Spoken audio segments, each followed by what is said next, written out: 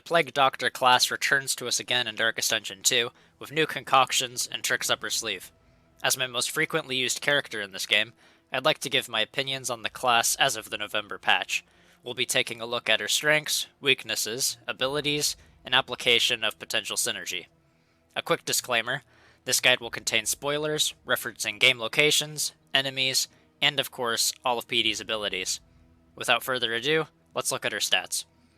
Here I have made a chart showing the base stats as well as movement for all 8 characters in Darkest Dungeon 2, with the averages on the right, and a color-coded ranking key to give us a glance of what the character's strengths and weaknesses are when compared to the other cast members. Plague Doctor in the third column here has the lowest max HP in the game, average speed, good bleed resist, average blight, burn, disease, stun, and move resist, good debuff resist, and fairly poor movement at only 1 forward and 1 backward. Having average, if not a few, fairly good resists, Plague Doctor's obvious weakness is her low max HP and fairly poor movement. With all of this in mind, this will help influence our decisions on what abilities to use and which items and trinkets we should be looking for. Before I get into our abilities, it's important to understand how DOTs, or damage over time, abilities work in this game, as PD has access to all 3 variants, Blight, Bleed, and Burn, across many of her abilities. We'll be using her first ability, Noxious Blast, as the example. When you hit an enemy with an ability that has a DOT, they have a chance to resist it, not including the base damage of the ability, if it has any. This resist value is shown on an enemy after you select them and look in the bottom right hand corner of your screen, as shown in these 3 right here. Although there is no confirmation of this, it should be fair to assume the base chance of a DOT is 100%, and as such, an enemy's resist value is theoretically equal to the percentage chance that they resist it. For example, a pit fighter here with 10 blight resist has an assumed 10% chance of ignoring the blight, assuming that the move hits. Every DOT ability has an indicator of blight, bleed, or burn with a number next to it, representing how much damage per tick that ability will deal to an enemy at the start of their turn. All cases of DOTs in this game last for 3 turns, and as such, Noxious Blast here, for example, will apply a 4/3 blight to an enemy if they fail to resist, or 4 damage to the enemy at the start of their next 3 turns. If you reapply the same DOT type to an enemy, the total damage per tick will go up additively, also resetting the counter to 3 turns. Hitting an enemy twice in a row with Noxious Blast, for example, will leave the enemy with an 8/3 blight. The exception to this 3-turn rule is crits. Critting on a DOT ability or item increases the maximum duration of the DOT up to 5 turns, and if that DOT is reapplied, the timer will be reset to 5 as well, making followed-up DOTs of the same type much stronger during longer combats. With all that in mind, let's look at the abilities. Noxious Blast, as used for the example, is Plague Doctor's first ability. Usable in the front 3 ranks, targets the enemy front 2 ranks with 2 to 3 damage, standard crit of 5, dealing a 4-point blight. When upgraded, the base damage goes up to a range of 3 to 4, and also when the target is comboed, it ignores 30% blight resistance. The blight itself also goes up to 6. This is a fairly self-explanatory, high-damaging ability. With all DOT abilities, the learning curve exists mostly in the form of understanding upcoming fights and what type of resistances enemies are likely to have. In the feeder, for example, the commonly found Plague Eaters have a high blight resist, making an ability like this generally quite useless in those fights. However, when you have an upcoming road battle, or you're about to fight cultists in the similar region, you could always put this back on your bar, as those fights have their own enemy pools. That aside, this ability is great due to its high DOT and solid base damage as well, helping you double up on death's door checks. That being said, keep in mind after damage from DOTs all tick simultaneously, therefore having multiple DOTs on an enemy at death's door does not increase your chances of a kill. Plague Doctor's second ability is Blinding Gas. Usable in the back 2 ranks, it cleaves the enemy's back 2 ranks, applying a blind token to each enemy hit, with a cooldown of 1 turn. When upgraded, for each enemy hit specifically, there is a 33% chance to apply a combo token, and on top of blind, it also adds daze. While being theoretically effective at shutting down enemies, this ability suffers from being fairly unreliable due to needing 2 checks to pass in order to work. First, enemies must fail to resist the debuff, and second, they must lose out on the 50% chance of missing when they make their attack. To make the most out of this ability, this advice goes for DOTs as well, be sure to check enemy resistances before using this move in order to calculate your chances at success.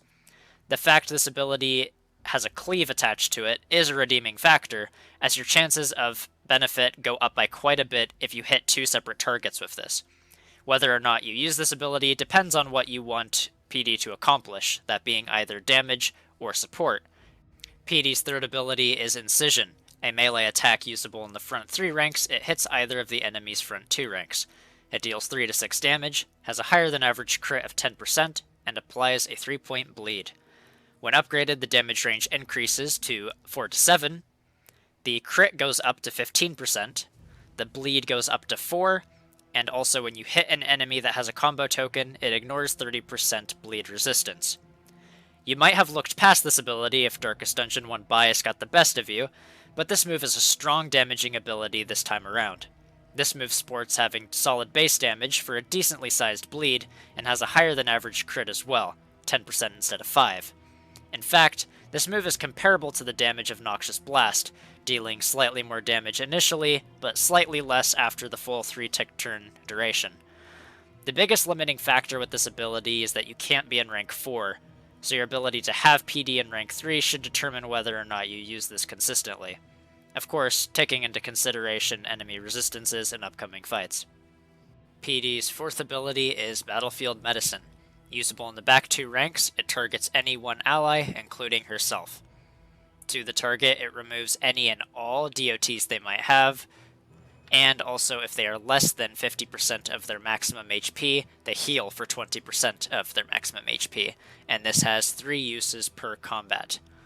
When upgraded, the healing increases to 25% of their max HP. This is, without exception, the most reliable health healing ability in the game, especially considering its added benefit of removing any and all DOTs from the target party member. Note this can be done regardless of whether or not the move actually heals. Despite most of PD's abilities being useful depending on how you want to use her, this ability should almost always be on your bar. PD's fifth ability is Ounce of Prevention. Usable in the back 2 ranks, it buffs your entire party for 3 turns, giving each party member 10% DOT resist and 15% disease resist, with a cooldown of 3 turns. When upgraded, it adds the effect of if any party member is above 5 stress, they get stress healed for 1, the DOT resists increase to 15%, and the disease resist increases to 30. Also, the cooldown goes down from 3 turns to 2. You might already be well acquainted with this ability, as before the November patch, this was without a doubt the most powerful ability in the game once upgraded, due to its ability to stress heal without any conditions. However, at this point it's fairly situational, even when upgraded. As far as the standard ability is concerned, I just think it's too low impact to ever see use. Opening the fight with getting damage going, or using supporting abilities like Blinding Gas or Emboldening Vapours, as we'll look at later, is going to more consistently help you end up better after fights, versus increasing your resistances slightly to potentially avoid DOTs that you could just remove anyways with Battlefield Medicine. If anything, the disease resist is the most important part, but it's too rare to ever dedicate an entire turn to. Due to the 3-turn duration of this buff, it's also not much more useful in boss fights either. PD's sixth ability is Plague Grenade. Usable in the back 2 ranks, it cleaves the enemy's back 2 ranks, it deals 1 to 2 damage, standard crit of 5, and applies a 3-point blight. When upgraded, the damage range increases to 2 to 3, and the blight increases up to 4. This, along with Noxious Blast, gives PD blight damage access to all 4 ranks, making her a reliable damage dealer with just 2 abilities in both regular and boss fights, outside of the feeder of course. Cleave attacks are generally fairly underwhelming, as you almost always would rather kill one enemy quickly than two enemies slowly, but the damage on this is good enough to warrant frequent use. PD's 7th ability is Emboldening Vapours. Can be used in any rank and targets an ally in any rank, giving them a strength token with a cooldown of 1 turn. When upgraded, this also adds a speed token and removes the cooldown. This is a great situational buff for comboing with heavy-hitting damage dealers. Considering this ability is almost always best used on other characters, I'll go over it more when I discuss class synergies. PD's 8th ability is Disorienting Blast. Usable in the back 3 ranks, it can target any enemy in their back 3 ranks. On the target, it shuffles, which essentially moves them into a random position, assuming they fail the move check. It dazes, and has a 25% chance of applying weak. Once upgraded, it adds a stun if the enemy has a combo token. This is a fairly bizarre ability when unupgraded, as it's fairly underwhelming and not something I will generally use, as there's almost always a more consistent button to press. Shuffle is fairly random and unpredictable, however may be useful if you want to try bringing an enemy in the back up to the front or vice versa. 25% for weak is too low a probability to really rely on, and while daze is quite strong, in most cases I'd rather do something else. PD's 9th ability is Indiscriminate Science. Usable in the back 3 ranks, it targets any ally. If they have less than 50% of their maximum HP, it will heal the target for 10% of their maximum HP, with an additional 10% healed per positive token that they have, and it removes all of their positive tokens. And this has a cooldown of 1 turn. Once upgraded, this has the added effect of healing 10% as well for each negative token that the ally has, and also removes all of their negative tokens. In most cases, this move just ends up being a heal that is weaker than Battlefield Medicine, as you need to remove at least 2 tokens to have a higher healing rate. However, this move really shines once you get it upgraded, as you can easily pump out 60 to 70% heals with little effort. This move gets better the later into the game you get, as character abilities tend to add additional tokens when upgraded. I'll cover this a bit more when we look at character synergies. Definitely a strong move, but it takes some setup to get going, and at the very least, an upgrade. PD's 10th ability is Cause of Death. Usable in the front 3 ranks, it targets any enemy in their front 3 ranks. It is a melee attack, which damage is calculated by taking the total amount of DOT that they would take over all 3 rounds, and then deal 75% of that number as damage. It ignores block and has a cooldown of 2 turns. For example, if they have a 10-point blight, or 10 over 3 for a total of 30 damage, this will then deal 75% of that, or 23 damage. Once upgraded, this move applies a combo token to the enemy, and instead of 75%, it deals 100% of the remaining DOT as damage. This move is weird, to sum it up simply. I have tried several times to make it shine, but I honestly think its only real application is as a boss-killing move, when at least one other party member can deal consistent DOTs. Or you're able to use this after critting an enemy with a DOT move, or item, as the increase of the total ticks goes from 3 up to 5, which substantially increases the usefulness of this move. On most enemies, however, this doesn't do much, as by the time you stack the DOT numbers high enough to deal a sizable amount of damage, they'll likely be dead anyways. Even in a case where this may actually deal lethal damage, the fact it removes the DOTs on the target that might have Death Store means that it removes that tick from being able to kill them, so you'd have to target them with another ability anyways. If you had used a different damaging ability instead to get them down to Death's Door, then you can rely on the DOT that's already on them, oftentimes, to finish them off, giving you time to use stalling abilities. I have a strong feeling this ability will become a lot stronger once more characters are introduced, and some current abilities are rebalanced, as a lot of DOT abilities you'd like to use this with are fairly weak at the moment. Regardless, it's fun to play around with, and is great for making some huge damage plays on bosses, as I've seen online in several videos already. Let me know if you've got any output with it though. As of now, I really haven't made it work too consistently. PD's 11th and last ability is Magnesium Rain. Usable in the back 2 ranks, it is a cleave attack that targets the entire enemy side. It deals a 2-point burn, clears corpses, and has a cooldown of 1 turn. Once upgraded, the burn goes up to 3. This is a premier offensive utility ability and can do a lot of useful things in a pinch. Despite having fairly low damage, the fact it hits all 4 ranks is what makes this ability so useful. Not to mention, it also clears corpses, making it useful at all points during combat. In the standard cultist fight, it removes all 4 dodge tokens. In the Tangle, it helps remove Foot Soldier and Knight block tokens. And in the Feeder, it's especially useful for being a usable damage type that also removes corpses in order to prevent the corpulent abilities from being used.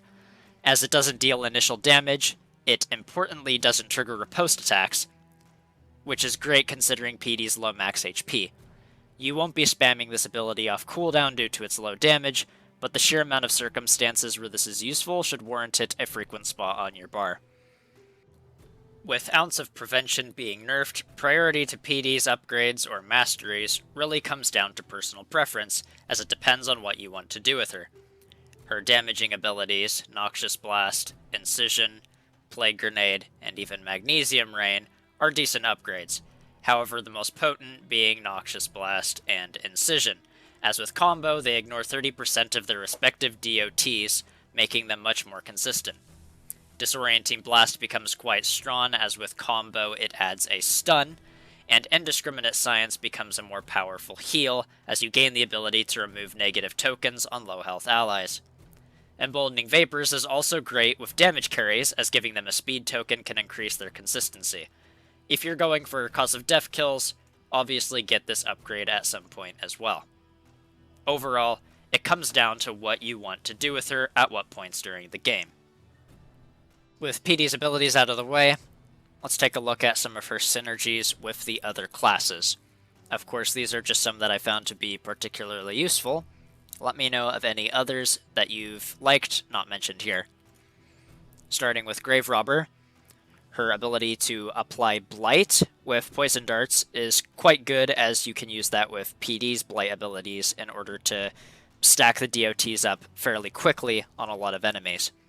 Also, Grave Robber's ability to dance with several of her abilities makes her quite useful in fixing PD's position should she get shuffled up to the front.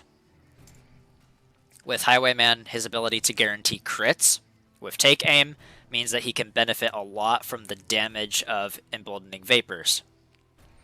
In addition, there's a neat combo where if you use Take Aim with Open Vein, you guarantee the crit on the bleed, and as the duration goes up from 3 to 5, when a DOT move is crit, you're able to use this with Indiscriminate Science Cause of Death, in order to get a fairly large damage number out of this as soon as turn like 3 or 4.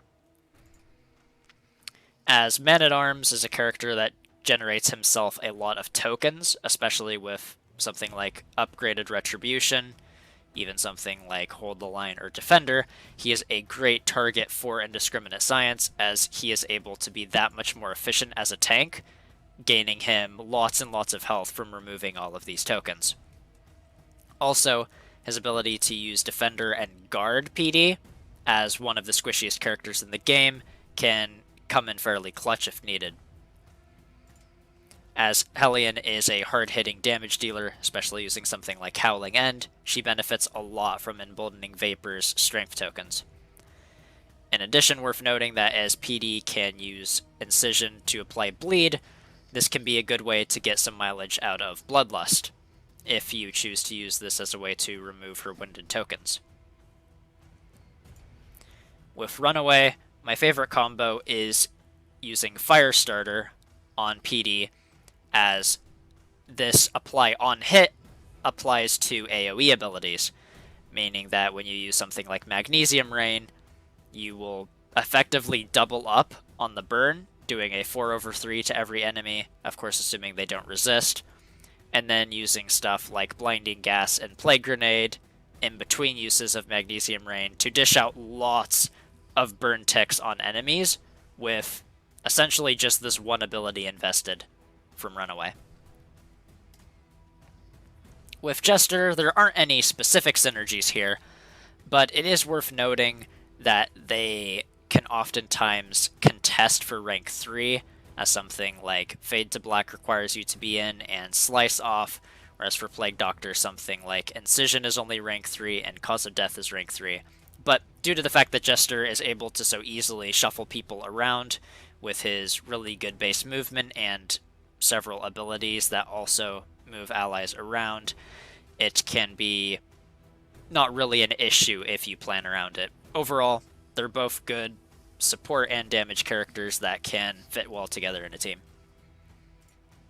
For Leper, as discussed, pretty much already covered with Man-at-Arms and Hellion, he can generate himself lots of tokens to make use of Indiscriminate Science for big heals, and also as he does high amounts of damage, he can benefit quite a bit from Emboldening Vapours.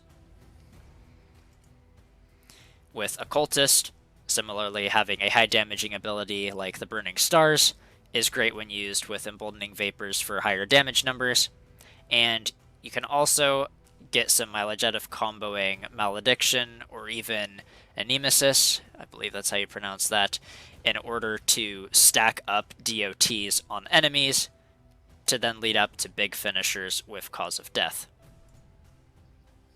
As far as trinkets are concerned, anything that gives dodge or block is very good, as PD is the most squishy character in the game. Anything that gives blight, bleed, or burn chance helps with her DOT consistency, and move resist can help prevent her from shuffling, as she has no way to reposition with her own abilities, as well as having fairly bad base movement at only 1 forward, 1 back. Keep an eye out for on-hit type trinkets, as these are quite useful. PD's AoE abilities can effectively gain you more chances for these trinkets to proc. For example, Distracting Dust gives a 15% chance of days on hit. Using something like Plague Grenade, Blinding Gas, or Magnesium Rain can effectively get this to work more often than not. As far as items, keep an eye out for bombs and contraptions that have DOT effects, which work great to stack with PD's DOT abilities, as you can get good numbers if either crit, utilizing the increased total duration from 3 to 5. Worth noting that due to her consistent ability to heal and remove DOTs with Battlefield Medicine, consider giving items with these effects to other party members. It may sound counterintuitive, but if you think about it, because PD is already able to do these things, it's more beneficial to have more characters that can perform similar actions at different points during the round. If an unlucky crit, for example, gets someone to death's door, you don't want to rely on getting to your healer's turn when other characters could help as well if you have the right items. This follows my general philosophy of put items on characters that give them things that they're able to essentially do that they couldn't do already. In most cases, of course. That'll about do it for this Darkest Dungeon 2 Plague Doctor Guide. I hope you all enjoyed and found this useful in some ways. Let me know what you think, whether you disagree, or even have something to add. With that being said, good luck on your future runs, and take care.